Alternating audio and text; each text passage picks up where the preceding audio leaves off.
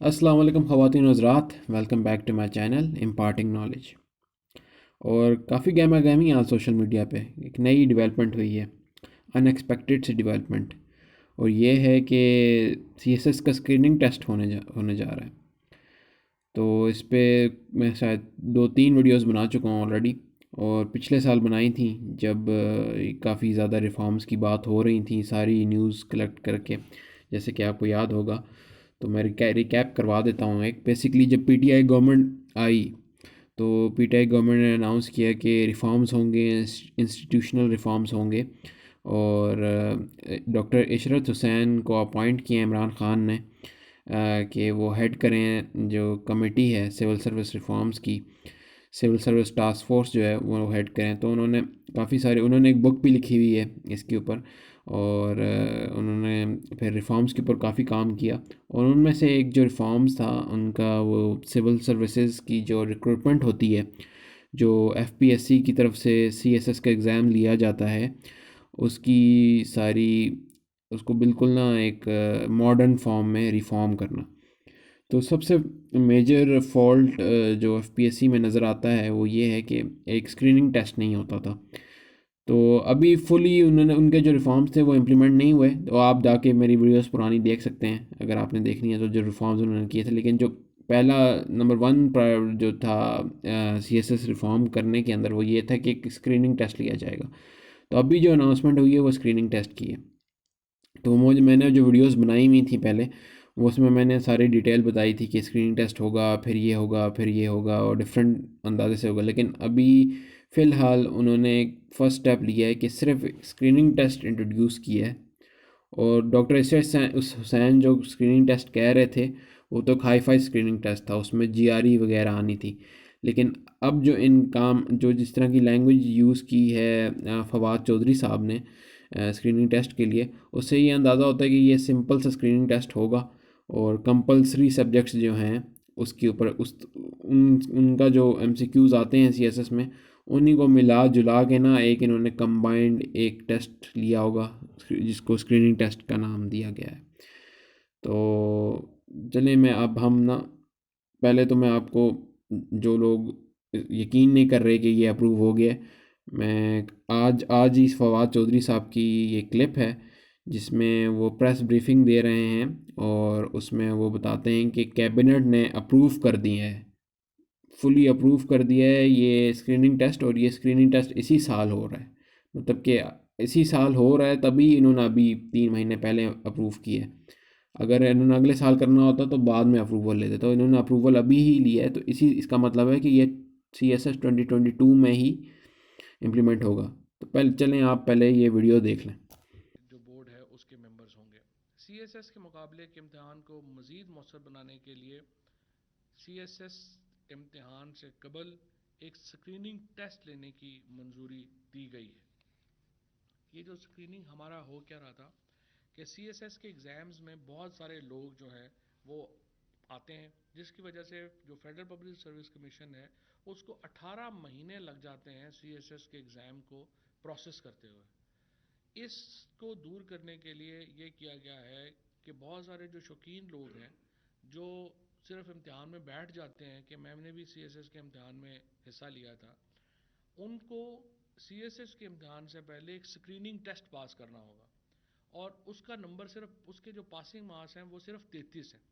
ये एक पेपर दिया जाएगा, जैसे कि अभी आपने देखा कि मेडिकल का एमडी कैट वगैरह के लिए पेपर हुआ, स्क्रीनिंग टेस्ट हुआ, और फिर जो है वो आप एलिजिबल होते हैं आप दाखिलों के लिए। तो इसके लिए भी अब एक स्क्रीनिंग टेस्ट सीएसएस के एग्ज़ाम से पहले जो है वो लगाया गया है। और इसका मकसद यही है कि सिर्फ संजीदा जो कैंडिडेट्स हैं वो आगे आ सकें, और प्रोसेस जो है उसको सिंप्लीफाई करना जो है वो भी अहम है।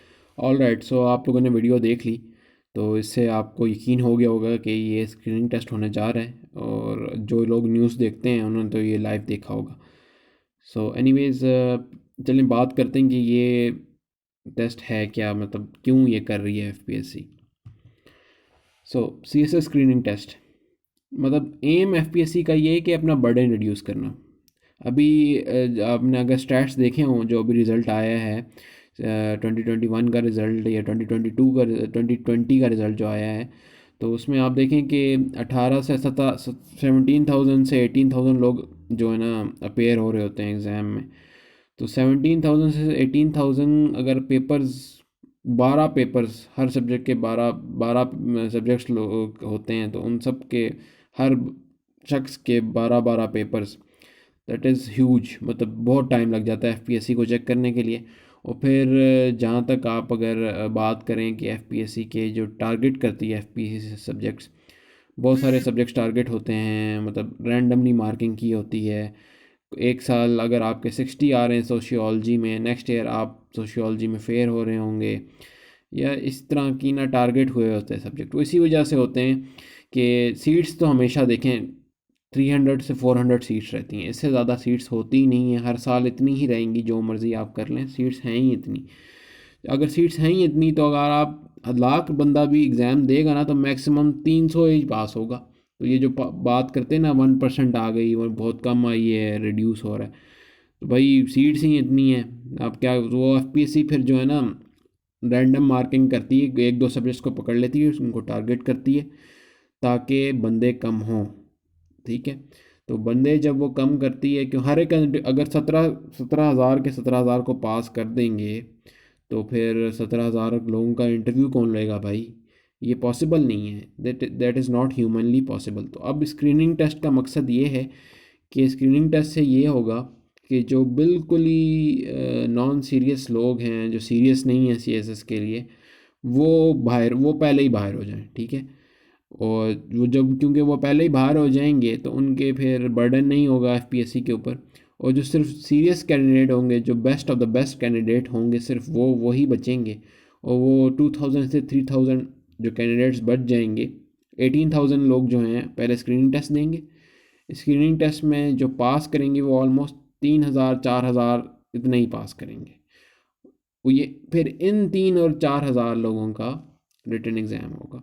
तो ये मकसद है। वो फिर 3-4 हज़ार लोगों के जो रिटन एग्ज़ाम हैं, वो इजी है एफपीएससी के लिए चेक करना, क्योंकि पहले एफपीएससी 18-18 हज़ार एग्ज़ाम्स चेक कर रही थी, जिसमें उनको 6-6 8-8 माह लग जाते थे चेक करने में। अब ये सिर्फ इनके पास 2,000 मतलब पेपर्स आएंगे, तो वो इजी होगा इनके लिए चेक करना। सेकेंडली, फिर टारगेटिंग भी नहीं होगी फिर सब्जेक्ट की। मैं बता चुका हूँ कि सब्जेक्ट की टारगेटिंग होती है, इसी वजह से होती है क्योंकि बर्डन बहुत ज़्यादा है एफपीएससी के ऊपर, अब बर्डन नहीं होगा।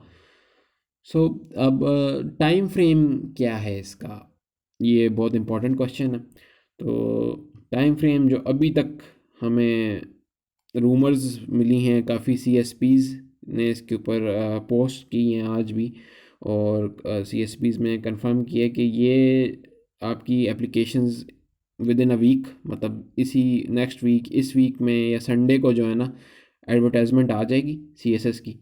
और संडे तक एडवर्टाइजमेंट आ जाएगी, फिर नेक्स्ट वीक मतलब पूरा महीना 1 नवंबर से लेके 1 दिसंबर तक जो है ना, ये पूरा महीना आपके पास होगा अप्लाई करने के लिए। ऑनलाइन एफपीएससी की वेबसाइट पे जाके आपने अप्लाई करना होगा, वहाँ पे आप अप्लाई करेंगे। फिर आपका जो स्क्रीनिंग टेस्ट होगा, वो फरवरी 2022 के अंदर होगा। वो स्क्रीनिंग टेस्ट जो पास करेंगे जो लोग, उनका रिज़ल्ट आएगा अप्रैल में कि इन लोगों ने पास कर लिया। और वो लोग जो पास हुए होंगे, उन लोगों का सीएसएस का जो रिटन एग्ज़ाम होता है, वो फिर उन लोगों का होगा मई 2022 में। फिर जिस तरह से सीएसएस, क्योंकि अब लोग कम हो गए हैं, तो सीएसएस का जो रिज़ल्ट आएगा रिटन एग्ज़ाम का, वो फिर 3-4 माह में आ जाएगा, अक्टूबर तक आ ही जाएगा।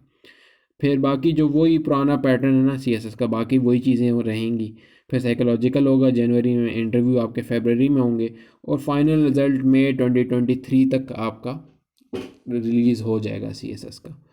तो बस एक एक चीज़ ऐड हुई है, स्क्रीनिंग टेस्ट, और स्क्रीनिंग टेस्ट ने मतलब टाइम फ्रेम पुश कर दिया है। रिटन एग्ज़ाम फरवरी में होते थे, उसकी जगह स्क्रीनिंग टेस्ट हो गया। स्क्रीनिंग टेस्ट ने फिर रिटन एग्ज़ाम को थोड़े 3-4 महीने आगे कर दिए बस। और कोई बाकी बाकी सारी चीज़ें वही हैं, कोई इतना कोई चेंज नहीं आया। बस थोड़ी सी टाइम लाइन का चेंज है। तो अब बात करते हैं कि ये इसके अंदर है क्या, स्क्रीनिंग टेस्ट की होगा किस तरह का पैटर्न होगा इसका। तो 100 मार्क्स 100 एमसीक्यूज़ होंगे 100 मार्क्स के, 2 आवर्स इसका टाइम होगा, और 20 इंग्लिश के होंगे। और इस एंटोनम सिनोनिम वही जो आपके सीएसएस के प्रेसियन कंपोजिशन का पेपर होता है ना, उसके जो एमसीक्यूज़ होते हैं वही 20 मार्क्स के वही होंगे, सिनोनिम एंटोनम। फिर 20 मार्क्स के जनरल साइंस एंड एबिलिटी के एमसीक्यूज़ होंगे, जिसमें 10 मैथ्स के होंगे और 10 साइंस के होंगे। फिर 20 करंट अफेयर्स के होंगे, 20 पाक अफेयर्स के होंगे, 20 इस्लामिक स्टडीज़ के होंगे, और ये कुल मिला के 100 बन जाते हैं। और नेगेटिव मार्किंग कोई नहीं होगी, तो फुल आप तुक्के मार सकते हैं अगर आपको नहीं आए। इसी तरह से जो क्वालिफाइंग मार्क्स रखे गए हैं, ये फवाद चौधरी साहब की मैंने क्लिप सुनाई थी, उन्होंने ख़ुद कहा है कि 33 क्वालिफाइंग मार्क्स होंगे। तो क्राइटेरिया काफ़ी नीचे रखा गया है क्वालिफाइंग मार्क्स का, क्योंकि इन्होंने ये चाह रहे हैं कि मतलब काफ़ी ये जो बिल्कुल ही नॉन सीरियस लोग हैं ना, जो 33 भी नहीं ले सकते, सिर्फ वही बाहर हों। सही है, अभी तक तो मकसद ये है। लेकिन इसमें एक और इम्पॉर्टेंट बात ये है कि भाई कोटा अप्लाई होगा या नहीं होगा। तो कोटा अप्लाई अगर देखा जाए, तो अगर इनकी इंटेंशन ये है कि बंदे इन्होंने कम करने हैं और कोटा के हिसाब से सीन करना है, तो मोस्ट प्रॉबेबली कोटा तो अप्लाई होगा। मैं आपको एक बात बताता हूँ कि एफपीएससी में 2 टाइप की रिक्रूटमेंट्स होती हैं। एक सीएसएस से डील करती है एफपीएससी, और एक जनरल रिक्रूटमेंट से डील करती है एफपीएससी। जनरल रिक्रूटमेंट में ये होता है कि पहले स्क्रीनिंग टेस्ट होता है 100 मार्क्स का एमसीक्यू, काफ़ी लोगों ने दिया होगा जो सुन रहे हैं मेरी बात।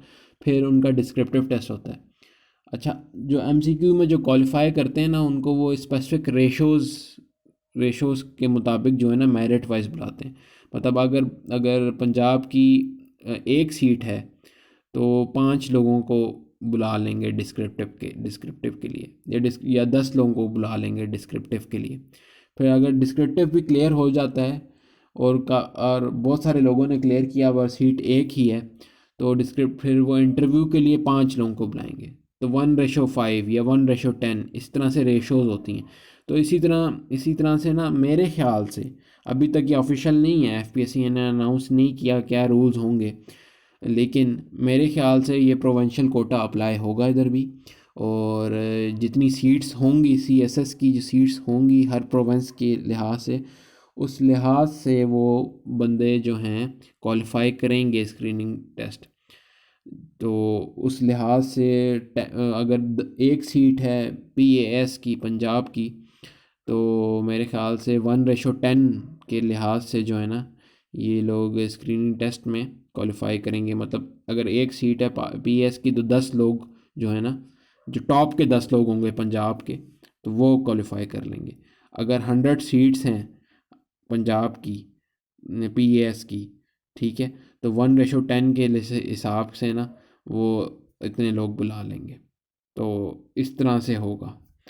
सो आई थिंक आपको सारी बातें स्क्रीनिंग टेस्ट के लिहाज से समझ आ गई होंगी।